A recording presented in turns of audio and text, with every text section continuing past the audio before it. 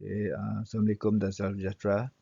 Nama saya Muhammad Anas bin Boeing, pelajar Open University Malaysia, Fakulti Teknologi dan Sains Gunaan, bagi program sarjana muda Sains Perubatan dan Kesihatan dengan kepujian akan membuat pembentangan bagi video tugasan bagi kumpulan 1. Kod kursus kami adalah NBHS 1703 dengan tajuk kursus Metodologi Penyelidikan dan Komunikasi Saintifik. Okey, sebelum saya memulakan pembentangan, saya ingin memperkenalkan ahli-ahli dalam kumpulan 1 yang terdiri daripada 3 orang, iaitu yang pertama, Encik Daniel Sula Wanak Jala, yang kedua DB Paulus, dan yang ketiga adalah Muhammad Anas bin Boeing, iaitu diri saya sendiri dengan nombor matriks 8810 28135349 001. Saya berdaftar di Pusat Pembelajaran OUM Kuching dan mentor bagi kumpulan kami adalah Dr. Aida Jaafar. Tajuk kajian kami: Kajian kerata rentas tahap pengetahuan dan amalan kekitangan kesihatan berkenaan pengambilan gula dalam diet mereka di kalangan kekitangan kesihatan di hospital lawas. Ini adalah contoh gambar sebilangan kecil kekitangan kesihatan di hospital lawas. Gambar ini diambil pada bulan 10 tahun ini semasa lawatan Timbalan Menteri Kesihatan ke hospital lawas. Okey, pengenalan. Kajian ini menyelidik hubungan antara tahap pengetahuan kekitangan kesihatan dan amalan pengambilan gula dalam diet mereka semasa bertugas.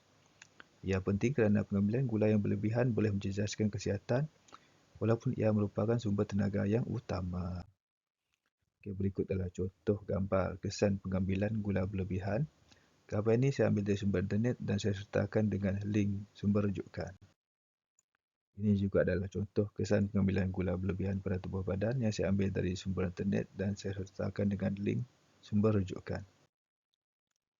Kesedaran yang tinggi diperlukan untuk memastikan tahap kesihatan bagi kekitangan kesihatan itu sendiri kekal pada tahap optimum. Kajian ini juga meneliti kesan bebanan tekanan kerja terhadap tahap pengambilan gula mereka. Latar belakang kajian: dalam 2 dekad terakhir ini, lonjakan isu kesihatan seperti obesiti dan diabetes jenis 2 sejak tahun 2013 telah menimbulkan kebimbangan terhadap jumlah pengambilan gula yang meningkat di kalangan masyarakat. Oleh itu, pihak berkuasa di Malaysia telah melaksanakan pelbagai inisiatif seperti mengadakan kempen kesedaran dan intervensi kesihatan untuk mengurangkan pengambilan gula. Okey, berikut adalah contoh graf yang menunjukkan peningkatan kes diabetes dan obesiti di Malaysia. Ini pula adalah contoh beberapa gambar untuk kempen kesedaran untuk mengurangkan pengambilan gula. Semua gambar ini saya ambil dari sumber internet dan juga saya sertakan link bagi setiap gambar tersebut. Kajian ini diadakan bertujuan untuk menilai tahap pengetahuan kekitangan kesihatan mengenai pengambilan gula dan kesannya terhadap amalan diet mereka semasa bertugas. Pengetahuan ini penting kerana kekitangan kesihatan tugasnya bukan sahaja untuk memberikan pendidikan kesihatan, tetapi juga perlu menjadi contoh dan teladan yang baik kepada masyarakat dengan mengamalkan gaya hidup sihat, termasuklah mengekalkan BMI yang ideal. Objektif umum: menilai tahap pengetahuan kekitangan kesihatan berkenaan pengambilan gula di dalam diet mereka. Objektif khusus kami ada 3, iaitu yang pertama, mengenal pasti amalan kekitangan kesihatan yang menyumbang kepada tabiat pengambilan gula berlebihan dalam diet mereka semasa bertugas. Yang kedua, mengetahui faktor-faktor lain yang mempengaruhi pengambilan gula sewaktu bertugas di kalangan kekitangan kesihatan. Dan yang ketiga, menganalisis tahap kesedaran kekitangan kesihatan terhadap risiko kesihatan yang berkaitan dengan pengambilan gula berlebihan. Okey, setakat itu saja saya punya persembahan, dan presentation yang seterusnya akan dilakukan oleh Encik Debbie Paulus. Sekian, terima kasih. Hai, salam sejahtera. Saya DB Paulus, matrik number 85015125053001 daripada Learning Center OUM Kota Kinabalu, Sabah. saya akan bentangkan kajian semula bagi research kumpulan kami. Definisi gula. Gula adalah karbohidrat ringan yang memberikan tenaga kepada tubuh badan manusia. Ia diperoleh daripada sumber semula jadi seperti buah-buahan atau dihasilkan secara buatan. Menurut Finder et al. 2020, gula melibatkan mono dan disakarida seperti glukosa, fruktosa, dan sukrosa yang menjadi sumber tenaga utama. Sebagai contoh, glukosa dijumpai di dalam darah manusia, fruktosa terdapat di dalam madu dan buah-buahan seperti apel, manakala sukrosa pula terdapat di dalam gula pasir yang biasa digunakan di dalam masakan seharian. Gula dalam konteks kesihatan. Pengambilan gula memicu pengeluaran insulin untuk mengekalkan kadar gula dalam darah. Namun, pengambilan berlebihan boleh menyebabkan rintangan insulin, obesiti, dan penyakit kronik. Menurut Nur Fitria dan Herdiani 2022, pengambilan gula tinggi menyebabkan ketidakmampuan insulin memetabolismakan gula menjadi tenaga. Kajian menunjukkan bahawa pengambilan minuman bergula setiap hari boleh meningkatkan risiko diabetes sebanyak 26%. Sumber gula dalam makanan. Terdapat dua jenis sumber gula, iaitu yang pertama, gula semula jadi, di mana gula semula jadi ini terdapat di dalam buah-buahan seperti apel, pisang, daripada sayur-sayuran seperti lobak merah, dan daripada produk tenusu seperti susu dan yogurt. Yang kedua adalah jenis gula tambahan, yang mana ianya terdapat dalam minuman berkarbonat, makanan segera, produk tenusu berperisa. Ricciuto et al. 2019 menekankan bahaya gula tambahan dalam makanan yang diproses. Sebagai contoh, satu tin minuman soda mengandungi kira-kira 35 hingga 39 gram gula tambahan. Gaya hidup sihat dalam pengambilan gula. Terdapat beberapa gaya hidup sihat yang boleh mengurangkan pengambilan gula dalam kehidupan seharian. Yang pertama adalah amalan pengambilan gula itu sendiri, yaitu kurangkan gula tambahan, utamakan gula semula jadi. Yang kedua adalah reformulasi produk, pendekatan inovatif untuk mengurangkan kandungan gula tambahan. Hasil kajian daripada Lestari dan Utari 2023. Reformulasi ini menawarkan alternatif seperti pemanis semula jadi untuk produk yang lebih sihat. Sebagai contoh, banyak jenama kini menggantikan gula tambahan dan pemanis semula jadi seperti stevia di dalam minuman botol. Panduan pengambilan gula. Kajian semula grup kami ini mencadangkan 3 panduan pengambilan gula dalam kehidupan seharian, iaitu yang pertama, panduan daripada Pertubuhan Kesihatan Sedunia (WHO) yang menekankan bahawa gula tambahan haruslah diambil kurang 10% daripada jumlah tenaga harian. Kenyataan ini disokong oleh Bergwall et al. 2022.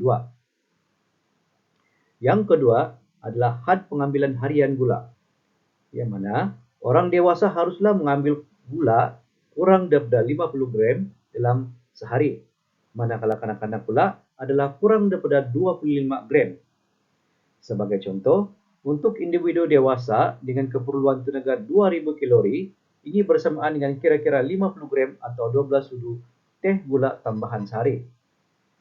Yang ketiga adalah amalan praktikal. Kurangkan minuman yang manis dan pilih makanan yang rendah gula. Kesimpulan kajian semula. Secara keseluruhannya, pengambilan gula berlebihan membawa risiko kesihatan seperti obesiti, penyakit jantung, dan penyakit diabetes mellitus. Menurut Nur Ashikin et al. 2023, pendidikan kesihatan penting untuk meningkatkan kesedaran masyarakat. Sebagai contoh, kempen kesedaran dengan mengedarkan risalah tentang gula tambahan dapat mengurangkan pengambilan gula secara keseluruhannya. Sokongan gaya hidup sihat dapat membantu mengurangkan pengambilan gula secara keseluruhan. Salam sejahtera, saya Denesulau Anajala, nomor metrik 86022313, 58350001, pelajar Universiti Terbuka Malaysia dalam jurusan Ijazah Sains Perubatan dan Kesihatan dari Pusat Pembelajaran Kuching, Sarawak.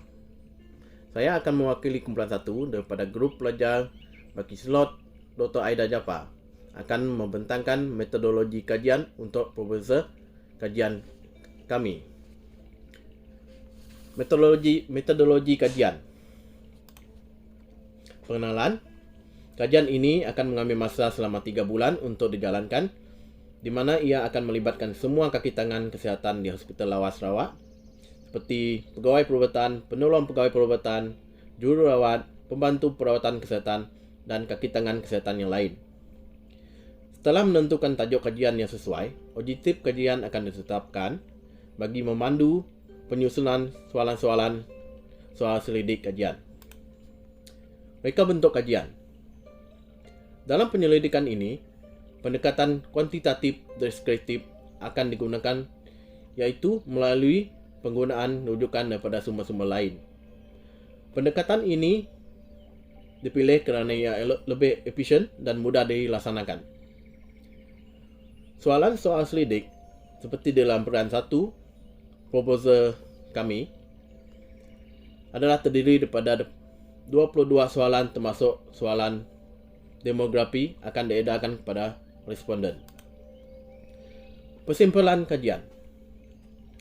Pendekatan persimpulan yang akan digunakan adalah dengan memilih secara lawak seramai 90 orang responden daripada seramai 152 orang kaki tangan kesihatan keseluruhan yang bertugas di Hospital Lawas, atau bersamaan dengan 59.21%.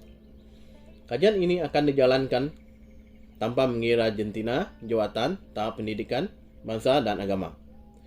90 orang responden ini dijangka akan terkumpul dalam masa 3 minggu. Syarat utama responden adalah mereka mestilah dalam keadaan stabil, tidak terganggu dan bersedia memberikan kerjasama sepenuhnya. Alat kajian. Alat kajian yang akan digunakan adalah borang soal selidik. Ia direka menggunakan kaedah borang ataupun iaitu Google Form. Soalan-soalan ini diambil daripada sumber jurnal, buku-buku dan perbincangan dengan tutor. Penyelidik kemudian membentuk soalan-soalan berdasarkan objektif kajian. Soal selidik ini terbagi pada 2 bahagian, iaitu A. Maklumat sosiodemografi, B. Tahap pengetahuan kaki tangan kesihatan mengenai pengambilan gula, amalan dan patut mempengaruhi corak pengambilan gula di dalam diet suatu petugas, serta kesedaran tentang risiko kesihatan yang berkaitan dengan pengambilan gula yang berlebihan. Soal selidik ini akan disusun dalam bahasa Melayu untuk memastikan responden mudah memahami setiap soalan. Penggunaan borang soal selidik ini dipilih kerana ia menjimatkan masa dan kos. Selain itu, ia membolehkan maklumat diperolehi dengan pantas. Kajian rintis atau plot study. Sebelum menyebarkan borang soal selidik pada responden sebenar, satu uji kaji awal iaitu pilot study dijalankan terlebih dahulu. Uji kaji ini bertujuan untuk mengesan sebarang kelemahan dalam borang soal selidik. Dalam ujian ini, penyelidik akan memilih 5 orang responden yang akan mengambil bahagian. Responden ini juga merupakan anggota kesihatan di Hospital Lawas. Setelah uji kaji dilaksanakan, borang soal selidik akan dikemaskini berdasarkan maklum balas yang diterima, sebelum akhirnya diedarkan kepada responden yang sebenar. Pengumpulan data. Maklumat daripada responden diperolehi melalui pengisian borang soal selidik yang telah disediakan. Data yang diisi oleh responden akan dikumpul oleh penyelidik. Penyelidik akan memastikan borang soal selidik diisi dengan lengkap sebelum dikumpul. Borang soal selidik yang telah lengkap diisi akan dikumpul sebagai data, manakala borang yang tidak lengkap tidak akan digunakan sebagai data. Pelan analisis data. Semua data yang telah dikumpul akan dianalisis secara sintetik. Data ini akan dipersembahkan dalam bentuk graf, jadual dan catapai. Tujuannya adalah untuk memudahkan pembandingan data yang diperolehi. SPSS ataupun Statistical Package for the Social Science akan digunakan untuk menganalisis dan mempersembahkan data. Etika kajian. Kajian ini tidak akan melibatkan sembarang unsur yang merosakkan. Tiada unsur etik atau pilih kasih digunakan dalam kajian ini. Semua responden akan menjawab soalan yang sama dan data yang dikumpul adalah bergantung pada jawapan sebenar responden. Sebelum menjalankan kajian ini, kelulusan daripada tutor dan ketua program di Universiti Terbuka Malaysia perlu diperolehi. Surat keizinan daripada pemilik premis juga perlu diperolehi. Keizinan dari setiap responden juga akan diperolehi sebelum kajian dijalankan. Tempoh kajian. Kajian ini akan dilaksanakan dalam tempoh 3 bulan. Pendekatan yang digunakan dalam kajian ini adalah cross-sectional study yang diperkenalkan oleh Profesor Marshall A. Saint-Germain. Pendekatan ini membolehkan kajian dijalankan dengan efisien tanpa memakan masa yang panjang untuk mendapatkan hasil kajian dan jawapan yang diperlukan.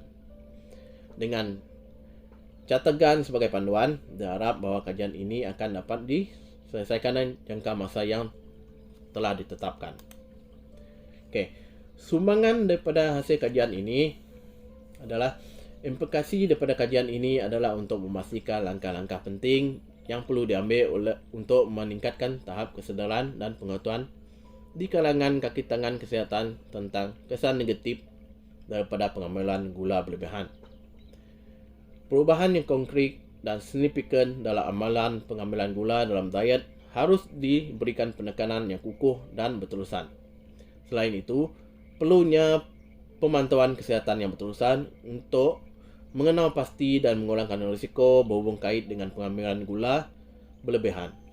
Tindakan ini haruslah mencakupi sendi-sendi dalam penyampaian maklumat yang lengkap dan menyeluruh, di mana program-program latihan dan pembelajaran yang holistik dan komprehensif harus diperkukuhkan dengan segera dan secara berterusan untuk memastikan kaki tangan kesihatan tidak hanya memahami kesan buruk kesihatan yang timbul, tetapi juga dapat mengenali dan menangani serta memberi khidmat nasihat serta panduan secara profesional kepada pesakit yang terlibat dalam pola pemakanan tidak sihat ini.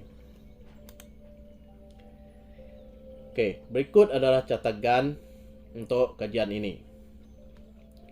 Pembincangan tajuk kajian, latar belakang kajian, pengenalan dan pernyataan permasalahan akan disiapkan pada minggu pertama dan minggu kedua bulan pertama. Objektif kajian pula akan disiapkan pada minggu ketiga bulan pertama. Kajian semula akan disiapkan pada minggu keempat bulan pertama. Perancangan metodologi akan disiapkan pada minggu pertama bulan kedua. Manakala untuk persimpulan akan mengambil masa selama 3 minggu, iaitu minggu kedua, ketiga dan keempat bulan kedua.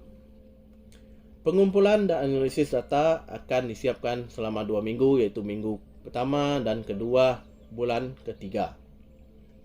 Pembincangan dan hasil kajian akan siap pada minggu ketiga bulan ketiga. Dan akhir sekali, pada minggu keempat bulan ketiga, laporan kajian sudah selesai. Sekian, terima kasih daripada saya, Dinesullah Anajala, daripada grup kumpulan 1.